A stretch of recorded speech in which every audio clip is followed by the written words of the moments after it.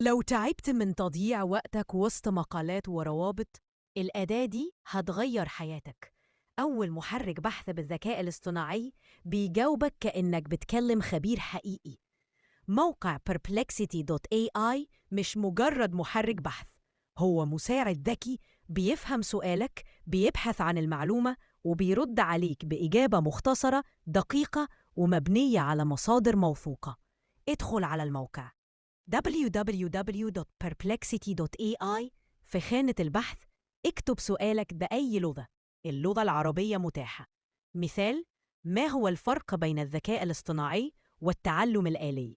الأداة بتبدأ تبحث وتعرض لك إجابة واضحة ومباشرة.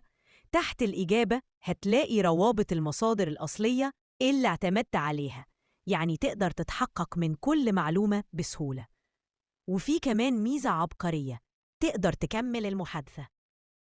يعني لو عايز توضح نقطة معينة أو تسأل سؤال متعلق بالإجابة، بتكمل كأنك بتتكلم مع شخص فاهم، مش مجرد محرك بحث. بدل ما تفتح 10 روابط، Perplexity بيجمع لك المعلومة في إجابة واحدة منظمة وواضحة.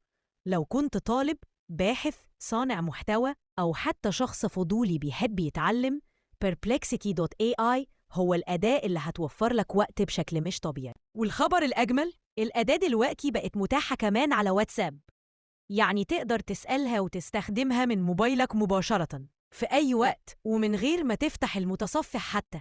هسيب لك رابط الأداة في الوصف تحت الفيديو. جربها النهاردة واستعد تعيد تعريف طريقتك في البحث عن أي معلومة.